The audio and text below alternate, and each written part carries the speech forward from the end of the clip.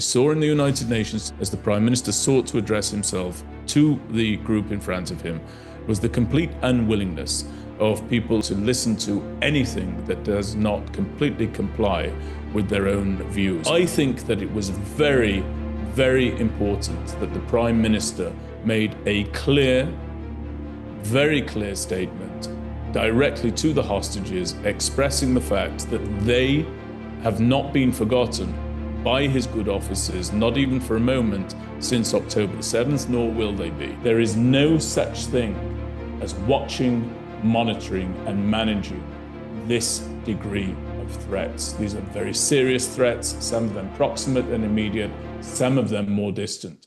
All of them must always be crushed. Hi folks, before we get into today's briefing, I just want to thank all of you for tuning in. And if you enjoy this video, please be sure to give it a like and to make sure that you check out the MirYam Institute YouTube channel, where you'll find much more of our analysis. You'll be able to hear and watch our podcasts, and you'll be able to view our incredible footage. And if you want to see our latest content, don't forget to hit the subscribe button so that you'll get notifications as soon as our features are published. And remember, we want to know what you think and the questions that are on your mind. So please let us know about all of those in the comments. And right now, it's on with the briefing.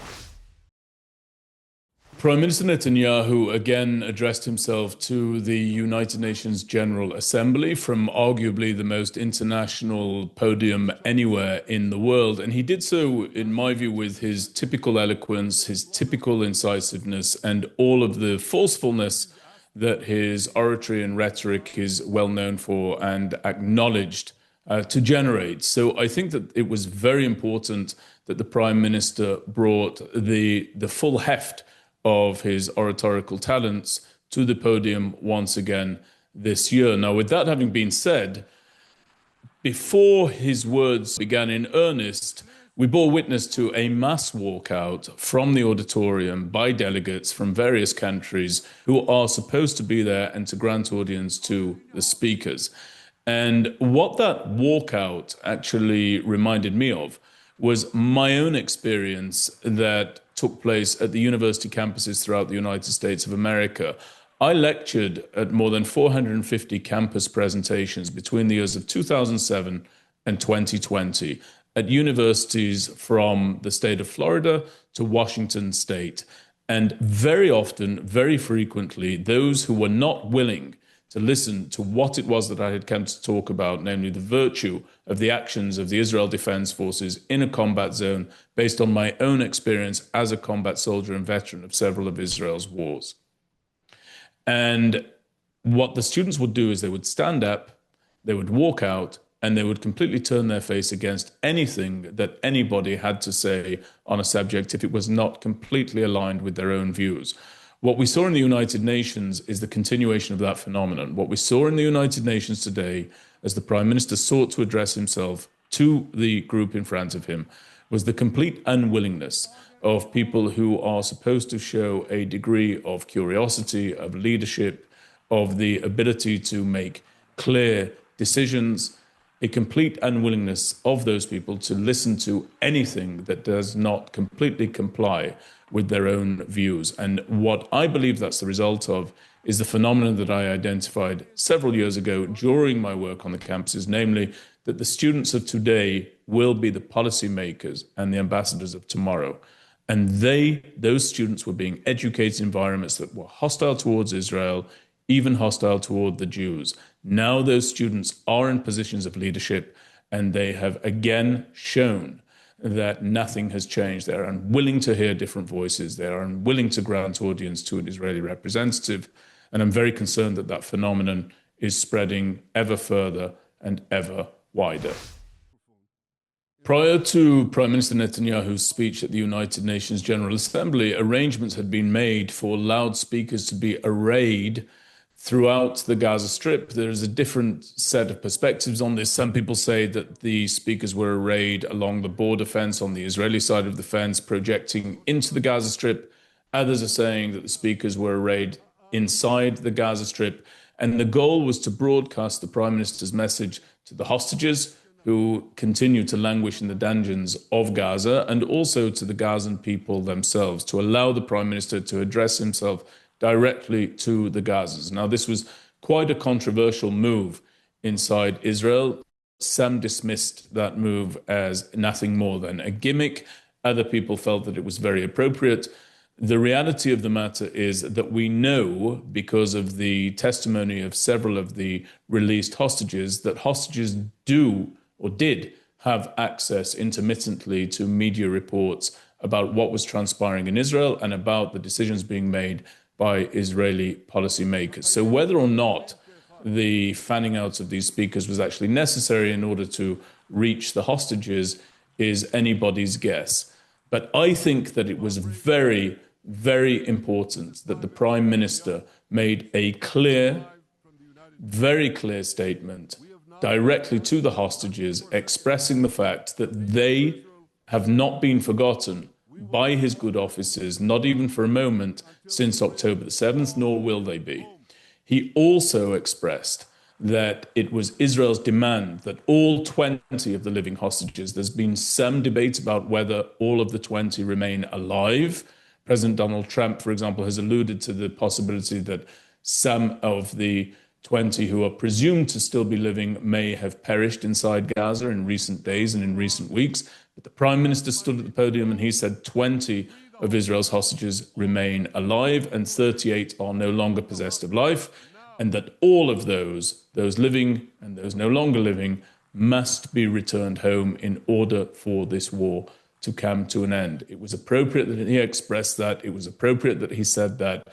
And it also was important that he did so because there has been nothing short of a campaign behind the idea that the Prime Minister and this government does not want the return of the hostages, or at the very least is not prioritizing the return of the hostages as it works through the challenges of this ongoing conflict against Hamas inside the Gaza Strip.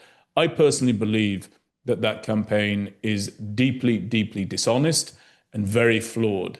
Quite simply, you do not launch daring rescue missions, as the Prime Minister has done, in order to bring back hostages, such as, for example, Noah al-Gamani, if you don't want the hostages back.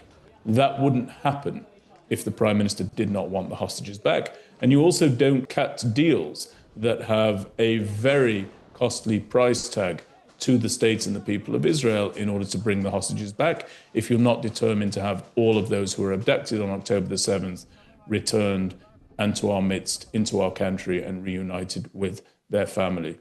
I also felt that the Prime Minister was absolutely right to read the names of the 20 hostages. These are not just numbers. These are human beings with families, with loved ones, all of whom want them to come home immediately.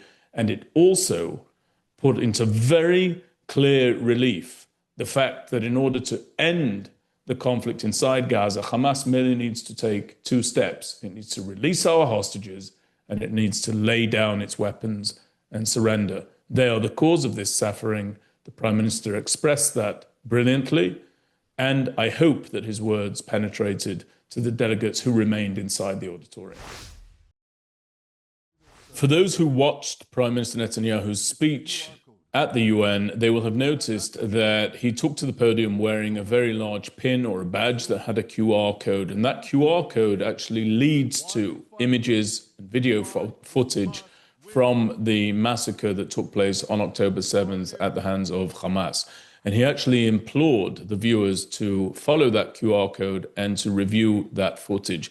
I myself, having seen much of that footage prior to today, actually went and took a look at what it was that that QR code linked to. And it's absolutely horrific. And I encourage everybody to go and undertake the difficult task of reviewing and reminding themselves of what befell the people of Israel at the hands of this terrorist organization, Hamas, when they launched this cross-border raid against the state of Israel on October 7th, 2023.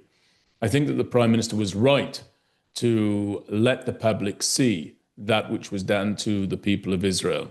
And one of the allegations that is repeatedly put towards the people of Israel and towards the governments of the states of Israel is that they have a duty to let the international media into the Gaza Strip with a view to that international press corps reporting freely from wherever they wish to do so. And Israel has taken a different attitude. Israel has actually barred the vast majority of the international press corps from coming into Gaza. And I believe they've done that correctly and appropriately. And the reason for that is very simple. Far too many members of the international media have been proven to be very bad faith actors. As an example of that, in August of this year, Anas al-Sharif, who was a Hamas terrorist, who was on the payroll of Hamas, who was a commander of a Hamas rocket launching team, and who was a frequent poser for fawning photographs and selfies with Yahya Sinwar, and who happened to moonlight as a journalist for none other than Al Jazeera, was appropriately dispatched by the Israel Defense Forces in a targeted military strike. And far from the international press corps outlining the crimes that this individual had committed and sought to commit in the future, that press corps lauded this individual for his commitment to journalism and portrayed him as a hero and a symbol of defiance, no less. If you look further back, on May 11th, 2022, another reporter for Al Jazeera, Shirin Abu Akleh, was shot and killed in Jenin.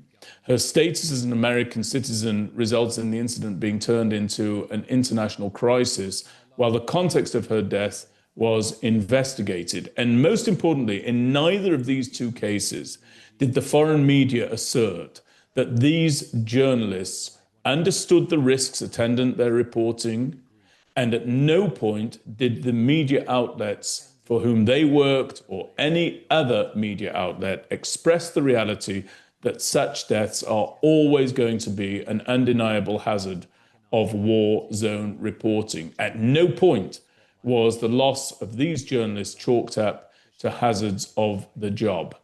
And so when the international media says that it wants its reporters inside the Gaza Strip and will accept any and all responsibility attendant war zone reporting that befalls those journalists, including the potential outcome of them being killed in a war zone, in light of the fact that those outlets continue to say that, when we look at those statements and we review them against how they have responded to the deaths of journalists in similar circumstances, we realize that the media simply cannot be trusted to send its reporters into a war zone and accept the responsibility that they claim that they will accept upon their shoulders. And I have said for several months that instead of importing the international press corps into the Gaza Strip, Israel should have been exporting the footage of the October 7th massacre to the world.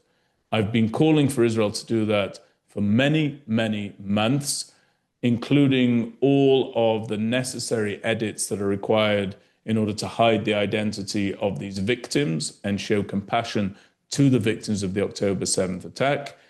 And I'm very, very pleased that the pin that the Prime Minister wore links to many of those horrific images. But in waiting until now, I believe that it may just be tantamount to doing very, very little, very, very late. I can tell you that the images that that QR code leads to are very jarring. I encourage everybody to remind themselves of what took place. As I've said, it could still have an impact, but at this stage, I'm just not sure. I have a couple of critiques of the speech, the first of which is that the Prime Minister made it very clear that he wanted to breach and bring an end to the Iranian axis of evil that operates not only against the State of Israel, but against the free world in its entirety. And he expressed that by running through a checklist of threats to the State of Israel that Israel had gotten rid of.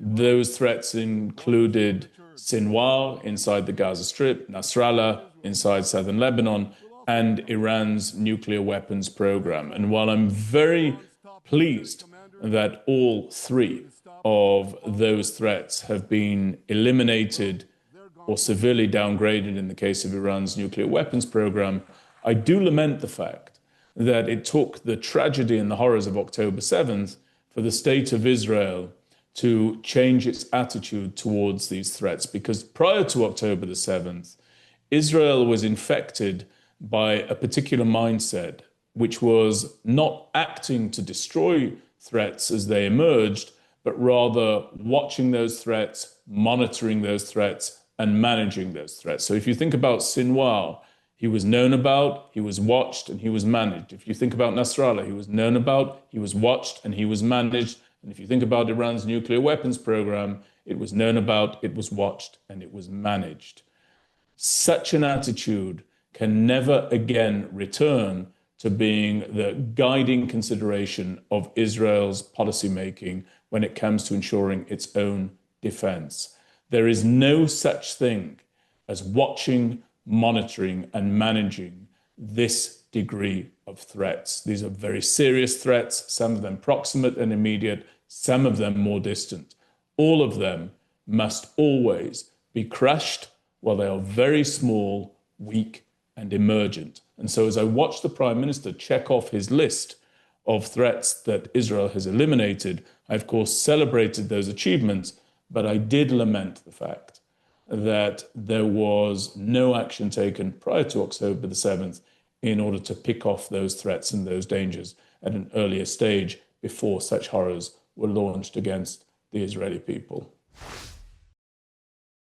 The calls by various members of the international community, including France and once Great Britain, for the establishment of and recognition of a non-existent Palestinian state for the Palestinian Arabs, really does show that we are through the looking glass when it comes to the machinations of the disunited nations and the international community, particularly when it comes to matters pertaining to the state of Israel. What individuals such as Macron and Keir Starmer ought to have said was that unless Hamas lays down its weapons and surrenders and returns all of the hostages to the people of Israel, they will go to the United Nations and say from that very same international podium that I alluded to earlier, that because Hamas has committed the war crime of abducting so many innocent Israelis and continues to hold them in the dungeons of Gaza, and because Hamas continues to operate as a terror organization, hell-bent on the destruction of the state of Israel, the people of Israel, and on the murder of Jews wherever they may be, the French government and the British government will remove in perpetuity any talk, any notion of the establishment of a state for the Palestinian Arabs at any point in the future. That's what ought to have been the response of Keir Starmer, of Macron, of Albanese, of Australia, and other heads of state. Unfortunately, these individuals are so misguided and so uninformed and so blinded by the double standard that they apply to the state of Israel that they reach precisely the opposite of a logical conclusion, going to the United Nations and saying that unless the state of Israel stops defending itself, unless the state of Israel stops doing that which it needs to do in order to bring the hostages home, that they, these heads of European states and of democracies throughout the world, will recognize a non-existent state for the Palestinian Arabs. That is absolutely appalling, and it will be recalled in infamy. And there's one other point about this. In very simple terms, any people or polity that have shown themselves capable of enacting or supporting the absolutely unjustifiable, unprovoked murder and massacre of 1,200 innocent Israelis and the kidnapping and the abduction of 252 equally innocent individuals is and must forever be completely disqualified from the prospect of independent statehood. They are not qualified to run a state. They are not qualified to gain independence. This is a group, a polity, a national identity that clearly has at its core far too many individuals who are willing to either carry out genocides against innocents, plot the genocides of innocents, or support the genocides of innocents. They must never be provided the opportunity to have a state, certainly not a state that is proximate to the state of Israel. And so what I would have liked Prime Minister Netanyahu to express is not a vision for Gaza that imagines the Palestinian Arabs remaining there proximate to Israel's borders, but rather a very clear policy that facilitates and enables the voluntary relocation of the Palestinian Arabs from the circumstances in which they now find themselves inside the Gaza Strip to countries elsewhere. Because any policy that leaves the Gazans proximate to the borders of the State of Israel is a policy that foists this challenge onto the shoulders of the next generation of Israelis. And I think that that is unacceptable, and I think it falls very short of what is needed at this time in order to bring peace and quiet to our borders.